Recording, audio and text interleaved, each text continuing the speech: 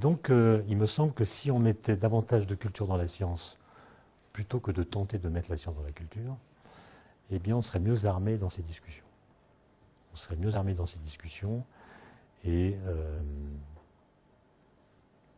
quoi d'autre? Ah oui, juste pour finir, parce que Stéphano en a parlé. Vous êtes dans des lycées, je pense, hein, tous. Vous voyez donc des professeurs de philosophie dans la salle de profs. Alors il y a deux choses qu'il faudrait leur dire. Parce que dans les bouquins de philosophie de terminale, il y a un petit paragraphe, en tout cas dans celui qu'avait mon fils, il y a un petit paragraphe sur la mécanique quantique et il y a un petit paragraphe sur la théorie de la relativité. Et mon fils me l'a montré. Je lui dis, bah, écoute, au bac, tu répètes exactement ce qui est dans le livre.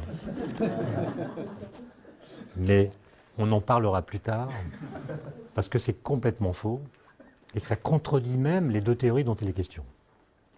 Premier exemple, c'est ce qu'a dit Stéphano.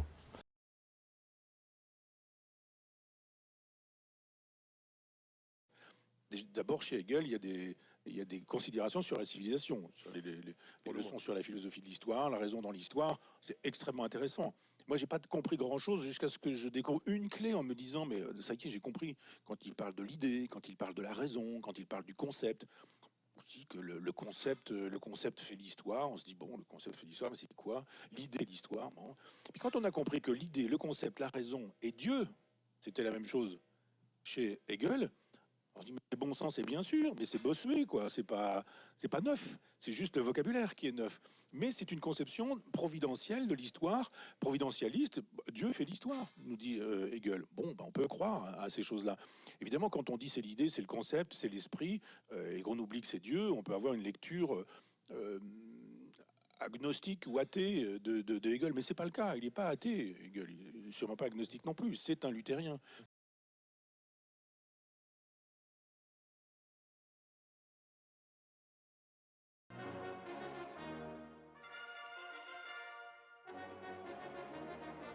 Permettez-moi de dire un mot sur ce numéro des enquêtes du contribuable. C'est un numéro absolument excellent. Et je suis content de voir qu'il y a enfin des journalistes qui font leur métier et qui font des enquêtes, parce que finalement, dans aucun des grands hebdomadaires, sauf quelques-uns à l'heure actuelle, et de temps en temps les autres, mais rarement, il y a une enquête aussi approfondie, aussi sérieuse sur les problèmes de l'école.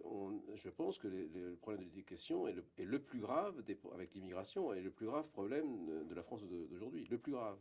Je pense réellement que toutes les réformes qui ont été faites depuis 40 ans font baisser la France au-dessous du niveau des autres pays, sur le plan intellectuel, sur le plan de la formation, et surtout incroyablement au-dessous du niveau qu'elle avait atteint jusque-là. Il y a eu une destruction.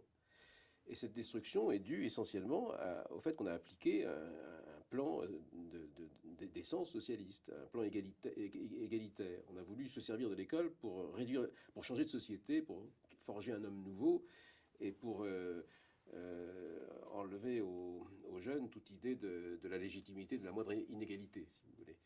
Et pour ça, on a détruit l'éducation. Moi, j'ai réfléchi à ça depuis tellement longtemps que je peux l'expliquer de façon très simple.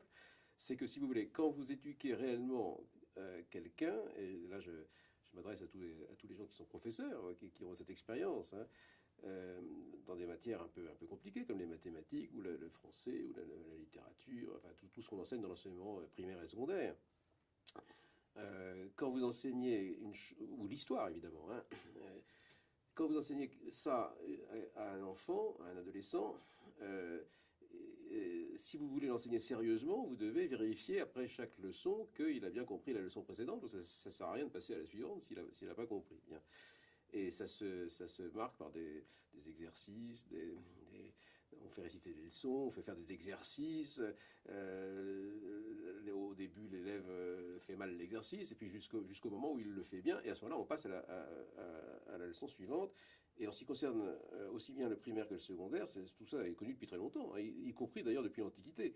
On a mis en place tout un tout un système gradué, parce qu'on ne peut aborder les choses très difficiles qu'après avoir présenté les éléments.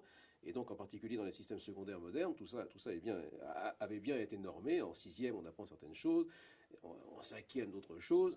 Et parce qu'en fait, on veut que les élèves au niveau du bac soient aptes à aborder l'enseignement supérieur. Et pour ça, on déduit ce qu'ils doivent apprendre dès la sixième pour arriver à ce niveau au bac, si vous voulez. Il y a une structuration. Et dans cette structuration, on vérifie que l'élève a acquis les connaissances et les aptitudes à chaque niveau avant de passer au niveau suivant. C'est ce que je disais. Bien. Alors quand vous faites ça, vous vous apercevez qu'il y a des élèves qui pigent tout de suite, d'autres qui pigent le lendemain, d'autres la semaine suivante, et d'autres jamais, si vous voulez. Je schématise. Et il y a une différence d'aptitude. Alors, quelle que soit la raison, ça peut être des raisons personnelles, des élèves plus ou moins intelligents, puis ça peut être aussi des élèves plus ou moins bien dans leur peau. Enfin, il y a 1000 paramètres. Mais en tout cas, l'enseignement sérieux va révéler une différence de résultat. Bien. Autrement dit, l'enseignement sérieux crée des effets différenciants.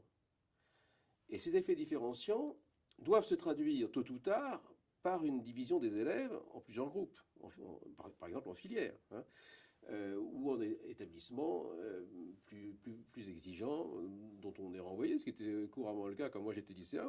On était très souvent renvoyé du lycée. Enfin, moi je ne l'ai pas été grâce au ciel, mais je veux dire, c'était une chose. Il y avait chaque année des élèves qui arrivaient de l'extérieur, qui prenaient la place d'élèves qui n'avaient pas eu le niveau, si vous voulez. Ce qui fait qu'au début de chaque classe, quatrième, troisième, seconde, le professeur avait devant lui des élèves homogènes sur le plan intellectuel et hétérogènes sur le plan social, parce qu'ils venaient de toutes les catégories sociales. Aujourd'hui, la machine socialiste a fait une chose diabolique, c'est qu'elle a créé des classes hétérogènes sur le plan intellectuel et homogènes sur le plan social, puisque la carte scolaire enferme les gens dans chaque quartier. Bien. Mais je reviens à mon raisonnement. Donc, vous avez certains élèves qui vont plus vite et d'autres qui vont moins vite. Et à terme, vous ne pouvez continuer valablement l'œuvre d'enseignement qu'en les séparant en groupe séparé, en filière ou en établissement séparé. Mais du coup, ceci est contradictoire avec l'idée utopique et révolutionnaire et religieuse, ou fanatique, si vous voulez, parce que c'est un fanatisme religieux, de l'école unique. Parce qu'on ne veut pas de différence. On veut qu'il y ait l'école unique du début à 16 ans, ou si possible, un peu plus tard. Alors, enseigner véritablement est incompatible avec l'école unique. Mais comme on veut l'école unique, il ne reste plus qu'une seule solution pour la faire vivre, pour qu'elle soit vivable, c'est de ne plus rien enseigner à personne. Et c'est exactement ce qu'on a fait depuis 40 ans, avec des nuances évidemment. Et puis aussi, comme dans tous les pays communistes, vous avez toujours une économie souterraine, vous avez toujours des dissidents. Bon. Puis la France est un grand pays, puis il y a tellement de gens bien instruits en France qu'ils ne laissent pas leurs enfants. Mais comme le souligne Anne Coffinier dans l'entretien qu'elle vous a donné, précisément, puisque l'école n'enseigne plus rien, les injustices sociales grandissent, puisque ce qui n'est pas fait à l'école est fait dans les familles. Et donc, alors que jadis, un petit paysan de la Lozère ou de la Corse dont les parents n'avaient pas d'instruction, pouvait réussir à l'école primaire, puis à l'école secondaire, puis avoir des bourses, puis etc., puis arriver à présider le jury d'agrégation. C'est le cas de Bachelard. Qui était un ancien balayeur, qui a travaillé à la Poste. Je ne sais plus où il était, mais il avait une origine tout à fait modeste. Mais il y a des milliers d'exemples comparables. Donc l'école corrigeait les inégalités sociales grâce au fait qu'elle enseignait véritablement.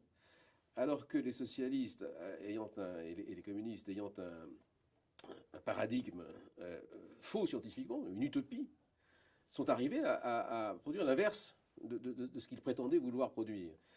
Donc c'est pour ça que dans les enquêtes de PISA et les enquêtes internationales, la France passe pour le champion des inégalités scolaires, alors qu'on a le système le plus égalitariste, justement. Mais ceci explique cela, c'est que comme c'est un système utopique, qui ne correspond pas à la réalité, il produit l'inverse, il ne produit que des effets pervers.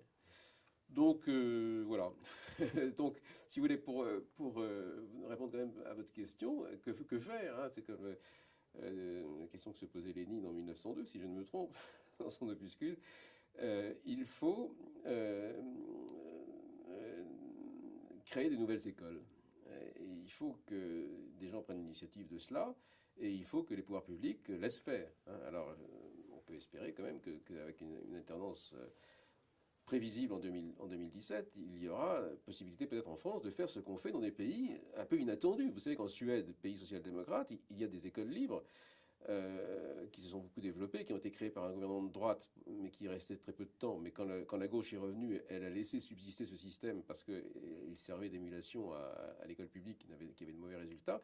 Et puis il y a un pays dont on ne parle pas souvent, qui est le Portugal, où tout récemment, en 2014, ils ont fait une loi autorisant des écoles libres à se créer, avec subvention de l'État au prorata du nombre d'élèves inscrits, et avec pour seule obligation donnée aux écoles de suivre au moins 70% du programme, de leur éducation nationale, avec liberté pour les 30 autres pourcents de faire comme ils voulaient, pour les contenus, hein, mais pour les méthodes, ils seront entièrement libres.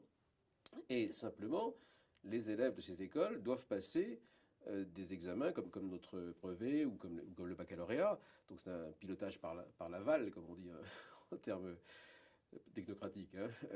On ne s'occupe pas de l'amont. Vous faites ce que vous voulez en amont, mais en aval, on veut que vos élèves réussissent un examen.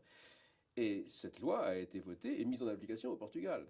Donc on ne voit pas du tout pourquoi ça ne pourrait pas être le cas en France, si ce n'est parce que la classe politique est terrorisée à l'idée que les forces sectaires qui dominent l'éducation nationale, notamment la franc-maçonnerie, en feraient un casus belli. Enfin, tout ce qui touche au monopole est un casus belli. Hein. Mais il faut quand même qu'on en sorte. Sinon, la France va...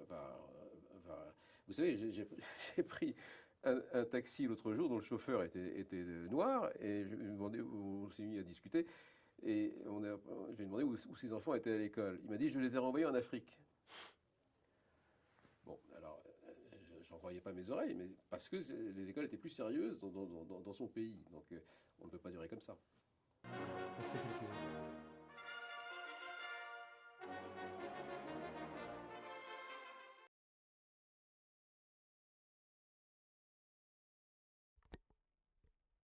Je ne prends pas de position à ce sujet dans cette vidéo, mais effectivement, j'ai pas retrouvé sur YouTube, mais j'ai téléchargé cette vidéo et sur plusieurs clés. François Bayrou, qui a été ministre de l'Éducation nationale, a dit lui-même en gros, il faut que je trouve ces vidéos pour savoir ce qu'il a dit exactement, que oui, la franc-maçonnerie avait une influence prégnante, prépondérante dans l'éducation nationale. Alors que, je répète, il a été ministre de l'Éducation nationale lui-même. François Bayrou, je ne sais pas si vous voyez qui c'est. Je pense que si vous suivez l'actualité, président du MoDem, vous voyez de qui je parle. Et je répète bien, sans prendre position, ce monsieur le dit, Philippe Nemo, comme quand on veut se débarrasser de certaines personnes, comme on dit, quand tu veux tuer ton chien, tu dis qu'il a la rage. Hein. Donc on pourrait le viser spécialement d'avoir dit cette chose, c'est-à-dire Philippe Nemo, sur l'influence de la franc-maçonnerie dans l'éducation nationale. Et moi, sans prendre position, je signale juste, pour éviter qu'il soit visé par lâcheté, parce que plutôt que par des arguments et des faits cohérents, François Bayrou, ministre de l'Éducation nationale, j'ai pas retrouvé la vidéo sur YouTube, mais je l'ai moi quelque part, et à plusieurs reprises, a dit lui-même un jour que l'éducation nationale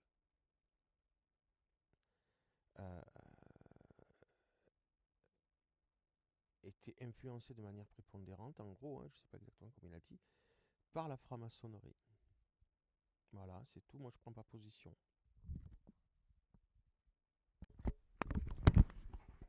En tout cas, comme on le voit ici, les contribuables associés, la chaîne YouTube des contribuables associés, qui est aussi une association, et qui a 5500 abonnés sur YouTube, a bien eu le courage, ou en tout cas, plutôt que des on-dit, divers on-dit qu'on peut entendre dans la société, ont bien titré Philippe Nemo, ouvrez les guillemets, des forces sectaires dominent l'éducation nationale, fermez les guillemets. Voilà. Là, c'est dit et ou pensé en pleine lumière ou en pleine transparence. Hein. Parce qu'on peut entendre des choses des uns d'ici et là, mais qui ne s'engagent pas réellement ou qui ne veulent pas s'engager parce que apparemment, voilà, c'est pas possible, etc. Là, elle date de 2015. Hein. Il y a quand même 12 500 vues à peu près. Bon, ben, il y en a qui disent ce qu'ils pensent. Sinon, autrement, je trouve quand même assez considérable, tout en sachant en plus que l'éducation nationale a financé, c'est pour faire figure, enfin pour montrer que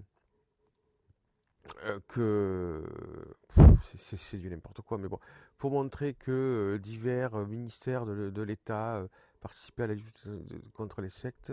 J'ai un document quelque part qui montre aussi que je crois que c'est les contribuables en plus. Je suis étonné, mais j'ai pas retrouvé l'article, mais je l'ai gardé quelque part. L'éducation nationale, les ministères des armées, etc., ont contribué pour la lutte contre les sectes. Mais là, parlons de l'éducation nationale. Quand tu vois quelqu'un de l'éducation nationale qui est en train d'enseigner à d'autres professeurs de sciences qui vont, donc ça va être quelqu'un de haut niveau, d'autres professeurs de sciences qui vont eux-mêmes enseigner à des élèves dans les lycées, qui avouent de manière nonchalante que sur des choses fondamentales en sciences, il y a des erreurs dans les manuels des élèves, qu'il enseigne ça de manière, comment dire, de manière assez cool, quoi, hein, ça pose pas de problème. Et qui dit, bon, bah, mon pied, je lui ai dit, au bac, hein, tu écris ce qui est marqué dans le manuel, hein, même si c'est totalement faux et que ça contredit même les théories qui prétendent expliquer, hein, mais c'est quand même assez effarant d'un côté de vouloir montrer qu'on est dans la lutte contre les sectes, c'est-à-dire des gens qui peut-être dites sectes, hein, parce que voilà. Si en France on a changé la lutte contre les sectes, parce que critiqué dans le monde entier par tous les organismes démocratiques, on a changé ça de lutte contre les sectes, contre les dérives sectaires, c'est que pendant plusieurs années et années et années, on a été fasciste sous certains aspects, et totalement mégalo et totalement taré. Mais que l'éducation nationale ait voulu montrer qu'elle participait à ça, tout en ayant le culot d'avoir une nonchalance comme ça par rapport au savoir, il ne faut pas s'étonner que des gens peut-être plus sérieux qu'eux essayent de trouver un sens à la vie ou un sens positif à la notion de vérité et ou de la recherche de la vérité dans des endroits plus sérieux que l'éducation nationale. Parce que qu'est-ce qu'il nous dit ce type-là? Il ne nous a pas dit qu'il est allé vite signaler à l'éducation nationale qu'il y avait Et en plus, il le dit devant des professeurs qui rigolent. Hein, qu'il est allé juste vite dire à l'éducation nationale que dans les manuels, il y avait des trucs faux. Je sais pas, moi. Pour que dans l'ensemble de l'éducation nationale, on fasse pas une missive, mais un papier et que l'on donne à tous les professeurs et qu'on fasse une photocopie aussi qu'on donne à tous les élèves pour rectifier le tir. Hein. Ah non, C'est pas la vérité, c'est pas la recherche de la vérité, c'est pas l'honnêteté intellectuelle qui compte, hein. C'est d'être professeur de l'éducation nationale, de faire la leçon, comme il fait un petit peu dans cette vidéo, d'être content d'être dans l'entre-soi, et puis c'est, je vous demande de méditer cette vidéo de ce monsieur. Je rappelle, il peut très bien expliquer comment fonctionnent les sciences, mais ce n'est pas un philosophe ni un scientifique. De toute façon, quand on a l'esprit scientifique, on aime la vérité, on ne fait pas de plagiat, comme lui l'a fait dans un ou plusieurs de ses livres. Ça a été reconnu. Alors, il explique très bien les sciences. Mais un véritable scientifique aime la justice parce qu'il aime la vérité. Et quand il y a des choses qui sont injustes, il se mobilise aussi. Enfin, ça, c'est mon avis, je ne vais pas développer pourquoi. Mais quand certaines sont, surtout par rapport aux principes fondamentaux visés, on essaye, au lieu de participer à ça, d'éviter d'y participer, premièrement, et même se mobiliser pour que ça s'arrête. Mais bon, ça c'est un aparté. Fermez la parenthèse. C'est quand même effarant, hein. Donc, réécoutez un petit peu euh, ces 3 vidéos que j'ai mis dans une seule, celle-là, de ces 3 personnages. C'est quand même assez effarant, quoi, hein. Et ça passe. Ça passe à tel point, c'est qu'un professeur qui enseigne les autres professeurs de sciences dit ce qu'il a dit. Vous avez que réécouter. Au lieu, de manière nonchalante, en faisant en sorte d'éviter qu'une erreur ou un mensonge soit enseigné à des innocents, c'est-à-dire à des élèves, à des jeunes. Non, non, non, non. Je dis à mon fils, tu écris vraiment bien ce qui a marqué là, hein, pour avoir ton bac, hein. Mais ça vaut que dalle, ça. C'est une attitude qui vaut que dalle.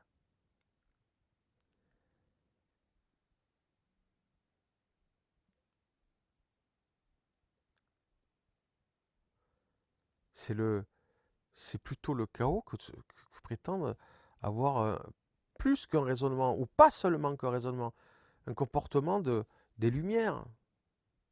Ça, c'est indiscutable. On peut rigoler de ce que je dis, c'est plus que grave. Je ne veux pas m'emporter, c'est pas la peine, là. À ce niveau-là, c'est pas la peine.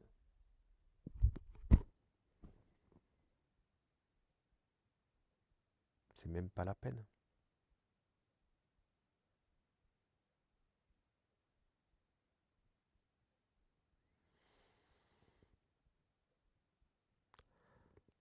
Alors, on pourrait dire maintenant, je ne me crois pas du tout exceptionnel, mais ça arrive de temps en temps.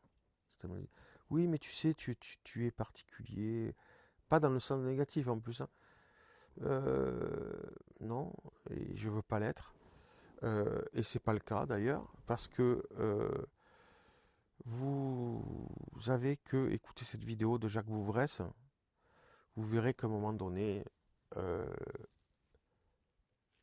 même si ça titille certains, est-ce que certains font de la science pour des raisons vertueuses ou que vertueuses? Ça peut choquer certains, ça peut enlever des illusions à certains, mais la réponse est plutôt que non. Il y en a qui sont dans la science pour se sentir supérieurs aux autres. Bien sûr, ils ne le disent pas, mais... Et puis, Jacques Bouvresse cite une autre personne.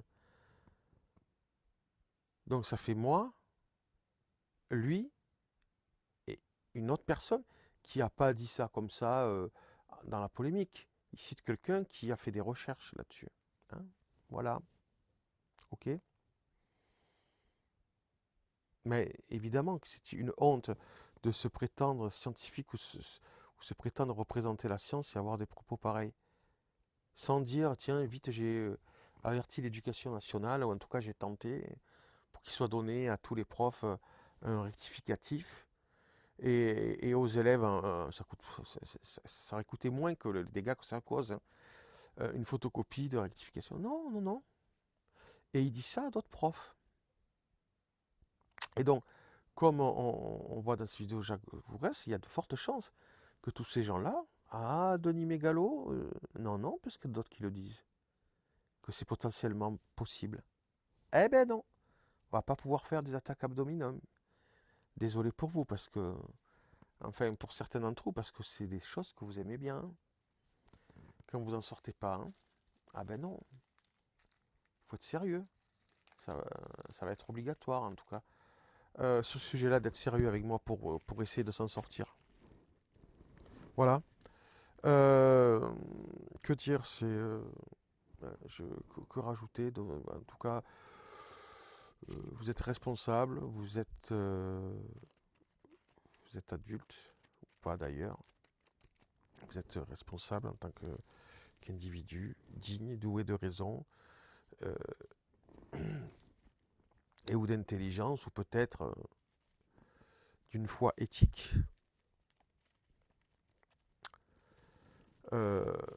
C'est votre responsabilité de faire quelque chose de tout ça. Je ne vais pas développer plus. Je vous ai donné assez d'éléments. Si vous voulez vraiment, même si je ne vous ai pas mâché tout le travail, vous pouvez retrouver tout cela, si ça vous intéresse vraiment. Et je pense que c'est bien de s'intéresser vraiment soi-même à la vérité. Donc c'est pour ça que je ne vous donne pas plus de sources, mais facile. Ce que vous avez eu en audio et en image, si vous voulez vous trouver ou les preuves ou avec Jacques Bourrès un approfondissement des sujets dont j'ai parlé, vous avez tout ce qu'il faut. Mais par contre, ce que je vous ai donné dans cette vidéo, c'est du réel. C'est pas de l'idéologie. Voilà. J'aurais pu faire un développement plus complet sur l'enseignement, l'instruction qu'on a en France depuis les structuralismes et depuis mai 68, mais les structuralistes et enfin la French Theory. Ah, je vais rajouter un truc, oui. Donc, euh, c'est pour en finir en beauté. Donc, comme nous le voyons sur cette vidéo d'un youtubeur, oui, effectivement, j'ai pris celui-là parce que c'était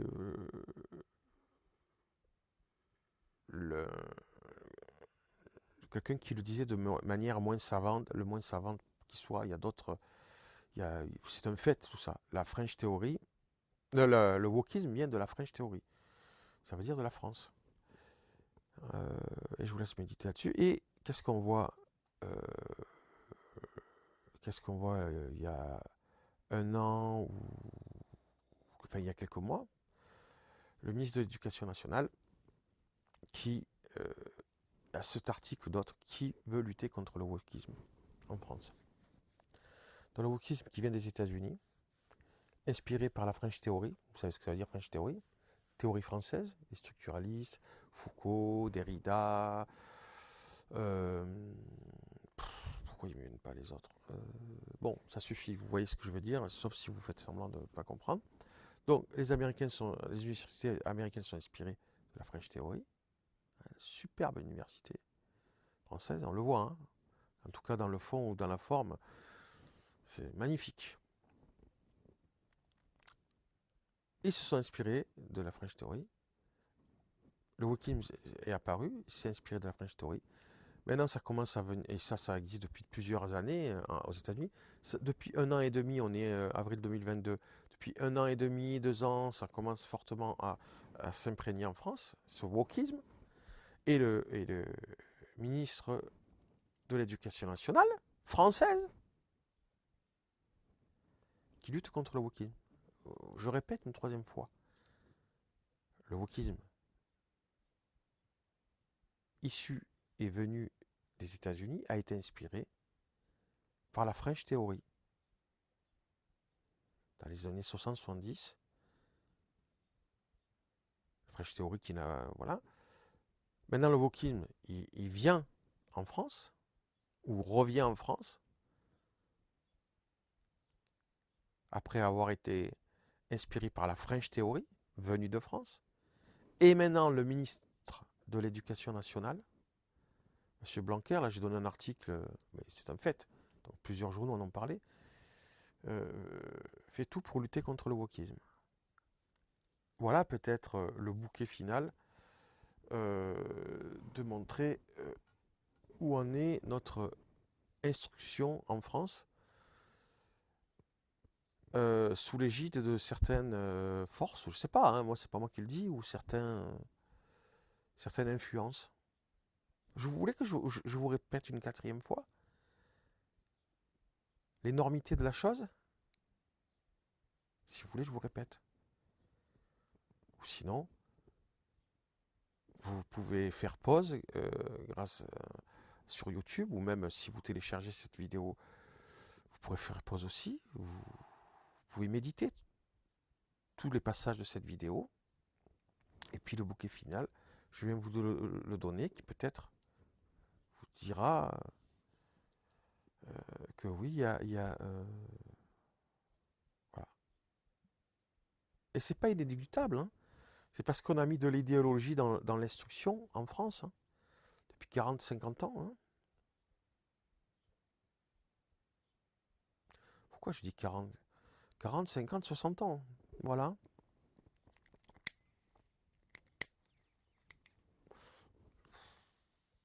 Alors, on a mis de l'idéologie. Ces idéologues ont utilisé des auteurs comme des auteurs, des philosophes des Lumières, ces idéologues. Ils ont pris une partie, ils ont souvent tronqué ce qu'ont dit Kant, Hegel, bien d'autres, et puis ils en ont fait ce qu'ils ont voulu à leur sauce. C'est de la fraude, c'est de l'exploitation. Souvent qui sont contre l'exploitation, soi-disant. C'est de la pure exploitation. En plus, ces gens-là sont morts. Ils ne peuvent même pas répondre, même pas se défendre souvent. Donc c'est pas inéluctable de revenir dans une instruction convenable. Hein. Alors, évidemment, pourquoi ils ont pillé ces gens-là? Parce que ces gens-là avaient vraiment une profondeur de pensée. Voilà. Et il les cite en plus. Hegel a dit ceci, hop, hors contexte. Et ils font dire à Hegel, Kant, etc., des choses qu'ils ne voulaient pas dire quand tu prends leur œuvre complète. Et puis après, on est freudo-marxiste, alors que Marx sans Hegel n'aurait pas existé. Enfin, l'œuvre de Marx sans Hegel n'aurait pas pu exister. Ça, on ne le dit pas. Mais à l'université, on est marxiste. Freud, qui prétend, même à un moment donné, dans un propos qui s'est fait tout seul, on voit très bien qu'il a été, je ne sais pas si c'est Friedrich, je ne sais pas quoi, qu'il a été introduit, on va dire ça comme ça, dans la psychologie par quelqu'un d'autre, et que Freud lui-même s'est inspiré, quand on lit Hegel, c'est flagrant, et Kant aussi, a été inspiré par, qu'il avait lu, hein, qui est inspiré par certains développements de Hegel, de Kant et bien d'autres. Et il a prétendu, Freud, que tout ça, ça venait de lui. De son travail en analyse. Hein. Voilà, donc entre... Alors Marx, lui-même disait qu'il n'était pas marxiste. Il n'aimait pas les marxistes. Mais on a eu des freudistes et des marxistes dans l'éducation nationale. Des incultes par rapport à notre histoire, hein, souvent de la philosophie. Parfois qui se prétendent philosophes. Moi j'ai une vidéo, un mec, l'université de Nantes, il fait dire n'importe quoi à Kant. Bien sûr, Kant a dit certaines choses, mais tu ne dois pas le sortir de contexte, tu dois connaître, en tout cas par rapport à un livre, tout son livre, tu dois l'avoir lu en entier. C'est pas parce qu'il dit des choses profondes, évidemment, tu vas sortir un passage hors contexte, ça sera profond, ça pourra bénéficier à ton idéologie, mais c'est pas ce que cette phrase voulait dire quand on l'apprend dans l'œuvre totale ou dans le livre total de cet auteur-là. Eh bien, on en est là aujourd'hui en France.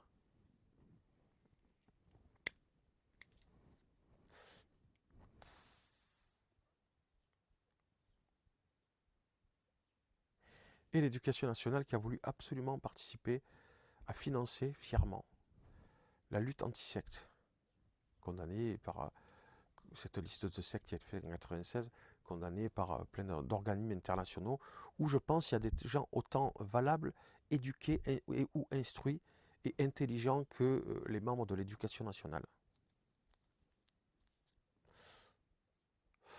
Donc ça peut aller très loin, mais on le voit aussi, le wokisme. French Theory, Blanquer. Oh, il exagère. Mais non, mais ça peut pas arriver des trucs comme ça, mais regarde. Tu as Internet. Tu vas vérifier par toi-même, mon chéri. Ou ma chérie, toi qui m'écoutes. Hein?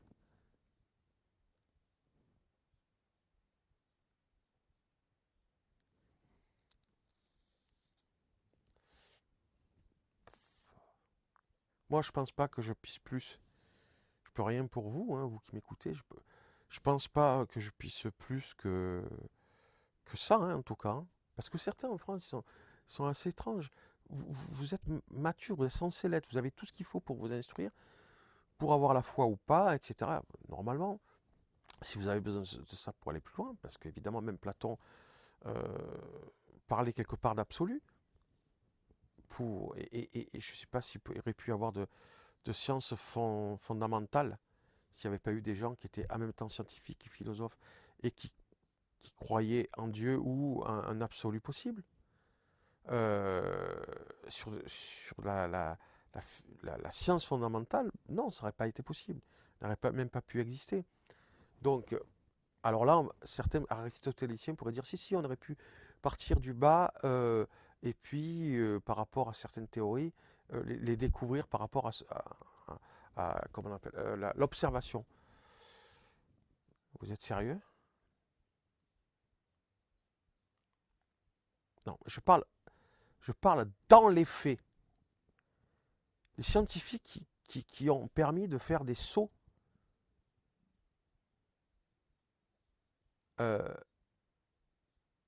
fondamentaux. Ça n'a pas été par la métaphysique, ça a été fait seulement par l'observation, en ne s'interdisant pas la métaphysique, mais seulement par l'observation, comment on appelle ça,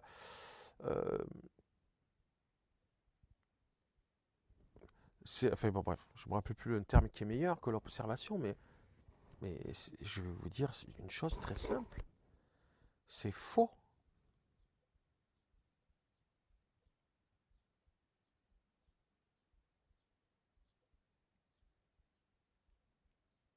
Empirique, voilà. C'est faux. Je ne dis pas qu'il faut mettre de côté l'observation et les expériences. Je ne vous dis pas ça du tout. Je dis que c'est de dire que c'est que par ça que la science a progressé, c'est absolument faux. Et donc c'est étrange que certains laissent entendre ça. C'est du totalitarisme totalement comme il y avait en Union soviétique, où quand certaines théories venues de l'Occident scientifique étaient là, mais qui ne collaient pas avec le dogme de l'URSS, on disait que ces théories scientifiques étaient fausses. C'est du même style. Hein. Et bien entendu, pour eux, que tout ce qui n'était pas communiste était sectaire. Et passé devant des tribunaux où il y avait quelqu'un de très important. Quand ils voyaient que la personne, ils ne pouvaient pas détruire leur argument, il y avait quelqu'un de très important dans ces tribunaux, le psychiatre. Hein. Si les gens qui ne sont pas au courant, enfin moi je parlais, beaucoup qui sont chrétiens sont au courant quoi, des procès en folie à l'époque soviétique.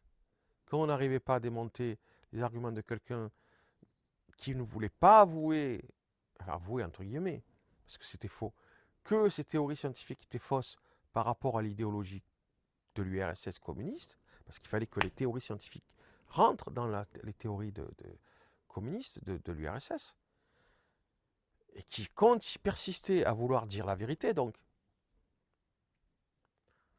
eh bien on disait qu'il était fou. Ou sectaire. Ou illuminé, voilà. Sectaire, illuminé, c'est à peu près la même chose tout ça. Donc il n'y a pas potentiellement que de l'exclusion dans le milieu religieux. Tu crois pas comme nous, on te rejette. Il y a de l'exclusion aussi dans le milieu non religieux. Hein. C'est déjà arrivé. Mais tout simplement, plutôt que d'avoir des idéologies, surtout en sciences, ou l'idéologie par exemple athée, qui existe aussi dans l'université française, hein, de absolument tout faire pour pas dire que, ou très clairement que Kant et Hegel avaient plutôt la foi que de dire qu'ils n'avaient pas la, ou de pas le dire, de cacher certaines choses, etc. Bon, mais tout simplement, dans tous les cas, voir la réalité en face, la vérité, et arrêter de vouloir la manipuler, que ce soit les uns ou les autres. Et de vouloir être juste envers les uns et les autres. Qui pratiquent ou pas, ces uns et ces autres, l'idéologie, son idéologie ou pas.